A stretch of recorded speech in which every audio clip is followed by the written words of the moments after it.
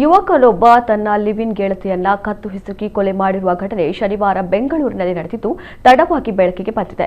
20 ವರ್ಷದ ಅನುಷಾ ಕೊಲೆಯಾದ ಯುವತಿ, 25 ವರ್ಷದ ಶರತ್ ಬಂಧಿತ ಆರೋಪಿ.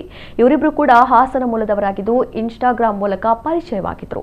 ಆರೋಪಿ ವಾಟರ್ ಟ್ಯಾಂಕ್ ಚಾಲಕನಾಗಿ ಕೆಲಸ ಮಾಡಿಕೊಂಡಿದ್ದು ಈ ಜೋಡಿ 6 ತಿಂಗಳಿನಿಂದ ಲಿವ್ ಇನ್ ಸಂಬಂಧದಲ್ಲಿದ್ರು. ಇಬ್ಬರ ನಡುವೆ ವೈಯಕ್ತಿಕ ವಿಚಾರವಾಗಿ ಜಗಳ ನಡೆದಿದೆ. ಇದರಿಂದ ಆರೋಪಿ ಈ ಕೃತ್ಯ ಎಸಗಿದ್ದಾನೆ. ಇನ್ನು ಈ ಬಗ್ಗೆ ಮಾಹಿತಿ ಪಡೆದ ಪೊಲೀಸರು ಆರೋಪಿಯನ್ನ ಹೆಚ್ಚಿನ ವಿಚಾರಣೆಗೆ ಒಳಪಡಿಸಿದ್ದಾರೆ.